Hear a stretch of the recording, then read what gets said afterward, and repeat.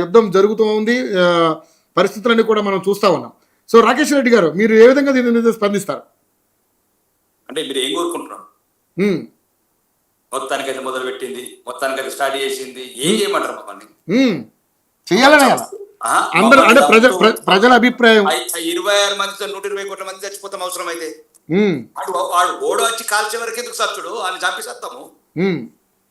ఏమనుకుంటా and పాండుకి తో మోడీకా భారతే అన్నారు కదా నా కొడుకులు. మోడీకు బోలో అని, మోడీకా బోలో అన్నారు. అవును, బోలా సలకు దిగారే సబ్ దేశ్కి भी उड़ा देगा. అంటే మమ్మల్ని చంపుతుంటే మా మర్మాంగాలు చూసుకుంటా, మా పైంట్లు ఇప్పుకుంటా, బుల్లెట్లతో కాల్స్తుంటే హిందువులందరూ పక్కన ఉండండి, ముస్లింలంతా పక్కన ఉండండి అలా నుంచి మమ్మల్ని చంపను ఇట్లా చంపేసేస్తాం మేము. పోని మొత్తం పోని 120 కోట్ల మంది ఏమైతుంది? ధర్మం గురించి వచ్చారు, కోట్లాది మంది వచ్చారు, మేము కూడా చస్తాం. ఏమైతుంది? వియత్నాం దేశం లేదా? అమెరికాలో కొట్టేది ఉక్రెయిన్ లేదా? ఈ రష్యాతో పోరాడుతున్నది. ఇంత అక్కడ ప్రపంచంలో 4వ సైనిక శక్తులుండి ఈ నా కొడుకులు ఉన్న ఒక్క దేశంలో మమ్మల్ని బతకనియరండి. ఎటు పోవాలా? మేము ఎక్కడ బతకాలా? బరాబర్ యుద్ధం సస్తం. అవసరమైతే మేము పోతాం సైనికులుగా, అవసరమైతే ముందు నిలబడతాం, బుల్లెట్లకు ఎదురు పెడతాం. ఇది ఒకటే అండి, ఇది మానసికంగా చూస్తున్నారు మీరు. మొదలు పెట్టారు, దేనికి మొదలు పెట్టామండి? మాకేమన్నా సరదానా? సరదానా? అడుగడుగున 4 దారుల దేశాన్ని ఓడిపోయి మేము ఒక దుర్మార్గమైన ప్రక్రియ ద్వారా ఏర్పడ్డ మా దేశం అది. దుర్మార్గమైన ప్రక్రియ. ఇప్పటి వరకే సుమారు కోట్ల మంది హిందువులను నిలగొట్టిన దేశం అది. ఏదండి ఇదే చైనా గురించి మాట. ఏం చైనా అండి? చైనాలో ఇస్లాం లేదు, పాకిస్తాన్ లో కమ్యూనిస్ట్ లేదు. వీళ్ళందరూ మాకే చెప్తారు. ఇక కమ్యూనిస్ట్ మాకే చెప్తాడు, ఈ ఇస్లాం మాకే చెప్తాడు. మరి చైనాలేమో ఎవరు సప్పుడు ఈ ప్రపంచంలో. ఇక్కడేమో పాకిస్తాన్ ఏమో కమ్యూనిస్ట్, మరి కమ్యూనిస్ట్ పాకిస్తాన్ వాడు. ఒకటండి, మేము ఎవరి మీదనో దాడి కాదు, బతకాలి. మాకు ఉన్నది ఒకే దేశం. అది ఒకసారి ఎదుటోడికి ఇబ్బందికరం అనొచ్చు. మేధావులు దిలీప్ అన్న లాంటి మేధావులు కొద్ది ఇబ్బందికరంగా అనిపించాం మా మాటలు. దిలీప్ గారికి ఏ ఇబ్బంది లేదండి, ఆయన కూడా కాంగ్రెస్ ఒకటండి యుద్ధంలో. ఇప్పుడు కాంగ్రెస్ లేని మీ ఎంబటే ఉన్నా నేను కాంగ్రెస్ పార్టీ గురించి మాట్లాడతలేదన్నా. నేను మాట్లాడేదన్నా ఇక చంపని ఎక్కడైనా చంపడం మొదలు పెట్టినాడు ఇంకెన్నో చంపుతారు. ఇక మనం చంపుతా అయిపోతుంది కదా. యుద్ధం ఎక్కడో ఒకటి రాగల. యుద్ధం ఎప్పుడు చావే కోరుకుంటుంది. ఆ చావులకు మేము సిద్ధపడి ఉన్నామన్నా. వీడు ఉగ్రవాదుల బుల్లెట్లకు మేము చావు తలుచుకోలేదు. ఇక ఏదైనా సరే ప్రపంచంలో ఉన్న సైనిక శక్తి అన్న 100 దేశాలు మా ఎన్నుకున్నాయి. భారతదేశం వెనకాల ఒక చైనానో పోటీగాడు ఆడిగాడు మాకు ఎవరు నేను కదన్నా. రష్యా ఉంది మాకు, యూరోప్ ఉంది, ఇజ్రాయెల్ ఒక్కటి కాదన్న మాకు. మొత్తం మొత్తం ఉగ్రవాదం అనేది లేకుండా ఇజ్రాయెల్ ఒక్కటి ఉండదు. చిన్న దేశం, చిన్న చుక్కలు అంటుంది అన్న. 18 దేశాలు గడగడలాడుతున్నది. అది అన్యాయంగా గడగడలాడుతున్నది అన్న. ఎప్పుడెప్పుడు ఎవడైతే దాని మీద దాడి చేస్తున్నాడో దాడికి ప్రతి దాడి వెక్కి రేటిస్తుంది. మేము ఇక్కడ నుంచి మొదలు పెట్టామన్నా.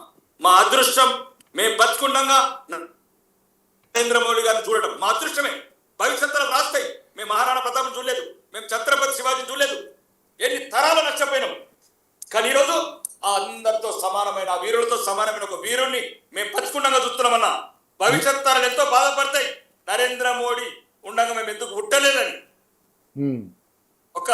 ఈ దేశానికి రక్ష కావాలా, ముఖ్యంగా హిందువులన్నా. ఏ పాపం అన్నా సింధూర్ కా మతలబ్ క్యా? హమారా జో మా ఆడబిడ్డల బొట్లు తెరుతారన్నా ఈ కొడుకులు. బొట్టుకు కాదన్నా, 1000 బొట్లు తీసేస్తాం. ఇది బరాబర్ రాసుకోండి. మా ఆడబిడ్డల బొట్టు తీసిన నా కొడుకులని ఏమనుకున్నామన్నా? ఆపరేషన్ సింధూర్.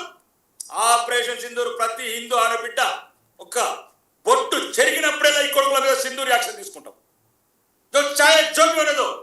అవసరమైతే చచ్చిపోతాం ఈ దేశాన్ని గురించి. ఎట్లనే బతికిస్తారు నా కొడుకులు. కాబట్టి నేను చెప్తున్నాను, ఇది అవసరం. మేధావులు ఏ రకంగా ఖండించినా, మేధావులు ఎన్ని చేసినా నష్టం ఎప్పుడు ఉంటుందన్నా. బాగాలేనప్పుడు మాకు నష్టాలు ఎందుకన్నా? చాలా మంది కదా మమ్మల్ని ఒక్కరు ఎందుకు చంపుతారు నా కొడుకులు? ఉగ్రవాద చర్య, తీవ్రవాద చర్య అంటే అందరూ చంపాలా. తెలుసుకున్న బాంబులు వేసిండ్రు. బాంబులు వేసినప్పుడు ముస్లిం చచ్చిండు, క్రిస్టియన్ చచ్చిండు, హిందూ చచ్చిండు. నా కొడుకులారా అందరు చంపురి. మా దేశం ఉన్నొక్క దేశం. క్రిస్టియన్ పోతుంది 150 దేశాలని, ముస్లింస్ పోతుంది 57 దేశాలని. మేమేమి పోవాలి?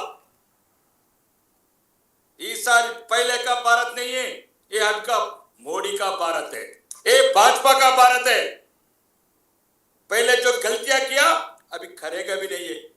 आगे जो भी है एक बार हिंदुओं के बारे में सिंदूर का तरफ देखना बोले तो कांपना।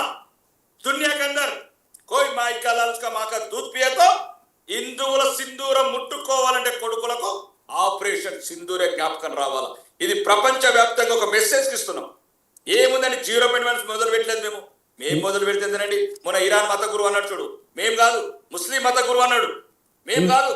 ముస్లిం అన్నారు. ఇవాళ ఖతార్ షేక్ అన్నాడు, వాళ్ళు ముస్లింస్ అన్నా మాకు సానుభూతి చూపిస్తున్నారు. ఇది ప్రేమగల జాతి, ధర్మంతో జాతి, సనాతన సాంప్రదాయము, ప్రపంచానికి జ్ఞానబోధ చేసిన దేశము మేం కాదు. ప్రపంచంలో ఉన్న ముస్లిం దేశాలన్నీ మాకు మద్దతు ఇస్తున్నాయి. మేం పడేది లేదు, వెనకడిగేసేది లేదు. భారతదేశం మొత్తం నరేంద్ర మోడీ వెనకాల ఉంది. బోలో మోడీ అన్న నా కొడుకులకు బోలో మోడీకి పోతారు. అర్ర నా కొడుకులారా మీరు, మాకున్నాడు ఒక్కడే మా దేవుడు, మాకున్నాడే మా వీరుడు ఒక్కడు, విశ్వ గురువు, విశ్వ విజేత.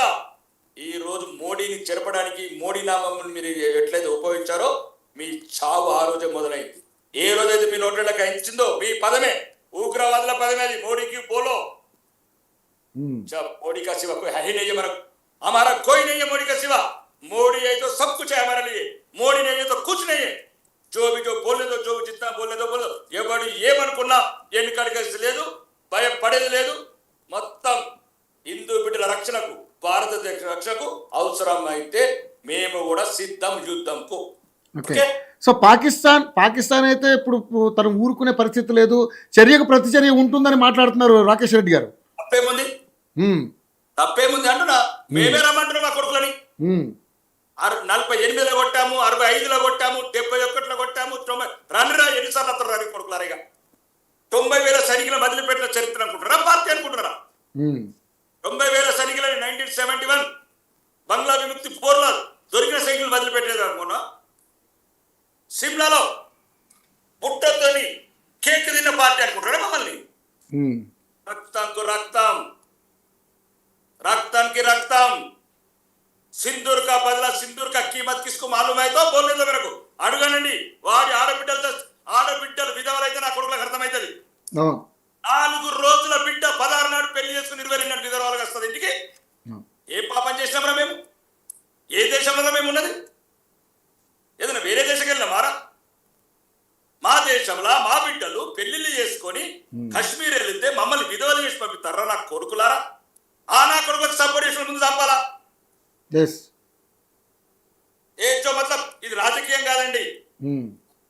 రగులుతున్నది రక్తం, హిందువులకు రక్తం మరిగిపోతున్నది ప్రపంచవ్యాప్తంగా. కొందరు మేధావులు చెప్తారండి, యుద్ధం అన్నప్పుడు నష్టం లేకపోతే యుద్ధం ఎట్లా అవుతుందండి? అది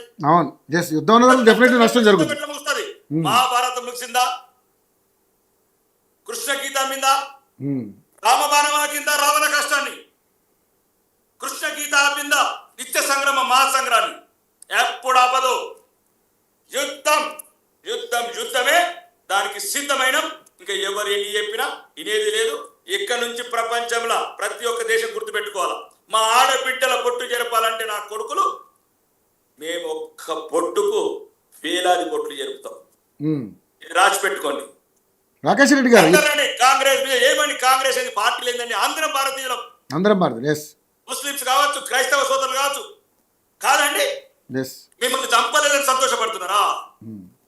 ముస్లింలను పక్కన పెట్టి మిమ్మల్ని హైదరాబాద్ పంపించారని అంటే భారతదేశం పంపించారా? హిందువులను మాత్రమే చంపినట్టున్నారా? నాకు తెలిసిన ముస్లింస్ ఎంతో మంది బాధపడుతున్నారండి. అన్న మేము కూడా వస్తాం యుద్ధంకు అంటున్నారు. ముస్లింల మీద అపనిందలు ఎత్తున్నారు. నిజమైన దేశ బిడ్డలు, ఈ రక్తం పంచుకు పుట్టిన బిడ్డలు మా బిడ్డలు, మా వారసులు. వాళ్ళు ఎవరో కాదు, మా భారతీయులు, వాళ్ళ తాత ముత్తాతలు. మా రక్తం వాళ్ళ రక్తం ఒకటే.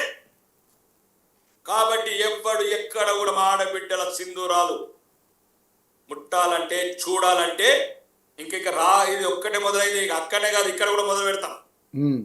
ఇక్కడ ఉన్న దేశ ద్రోహులు, ఈ దేశంలో తినుకుంటే నా కొడుకులు, పాకిస్తాన్ జిందాబాద్ నా కొడుకులు అందరూ చూపిస్తాను తడాగా. ఇప్పుడు అనుకుంటున్నారు కొడుకులారా, సైలెన్స్ ఉన్నారు.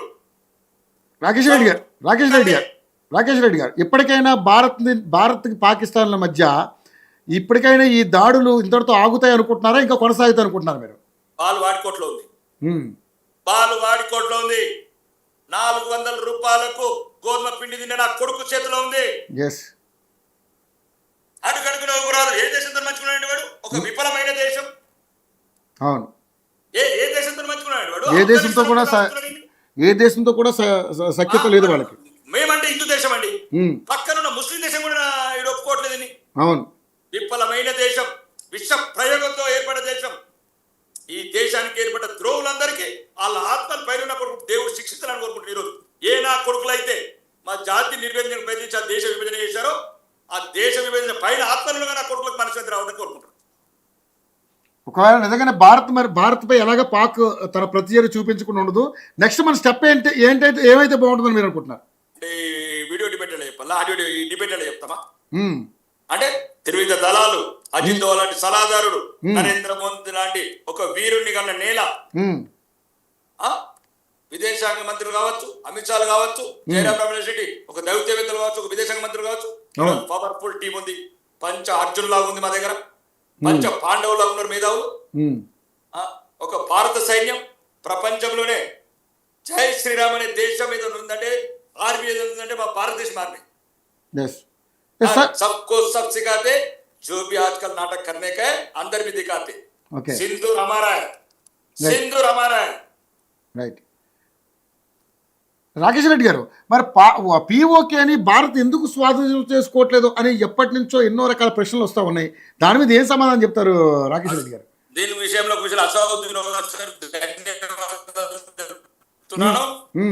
అసౌద్దీన్ ఓవైసీ గారు వీలైనంత తొందరలో సోదరుడు అసదుద్దీన్ గారి కోరిక నెరవేరుస్తాం. మా హైదరాబాద్ వాస్తవ్యుడు, మా సోదరుడు పాక్ ఆక్రమిత కాశ్మీర్ స్వాధీనం చేసుకోమన్నాడు. వికాసైన హిందుస్థాన్ ముస్లిం గా ఫస్ట్ టైం స్టేట్మెంట్ ఇచ్చాడు. అవును. పలస్తీనా జైగొట్టిన ముస్లిం ఈ రోజు నిజమైన భారతీయుడుగా తన సందేశాన్ని ఇచ్చాడు. భారత్ को हम साथ है, मोदी का हम साथ है, जो भी है आजाद कश्मीर को ले जाओ, जो పాక్ ఆక్రమిత కాశ్మీర్ ఉందో అది స్వాధీనం చేసుకున్న అసౌద్దీన్ కి ఈ డిబేట్ ద్వారా ధన్యవాదాలు చెప్తున్నా ప్రత్యేకంగా. ఈ దేశంలో మాతోని కలిసి, మాతోని ఏడ్చి, మాతోని సహకరించిన ముస్లిం సోదరులందరికీ ధన్యవాదాలు చెప్తున్నా. Okay, right right right. Kodisheela గారు, రాకేష్ రెడ్డి గారితో ఏమైనా మాట్లాడతారా? మీ వాయిస్ మీట్లో ఉంది కోడిశీల గారు. మాట్లాడేదేం లేదండి, ఆయన అభిప్రాయాలు ఆయన చెప్పారు. Okay, right. మన దిలీప్ గారు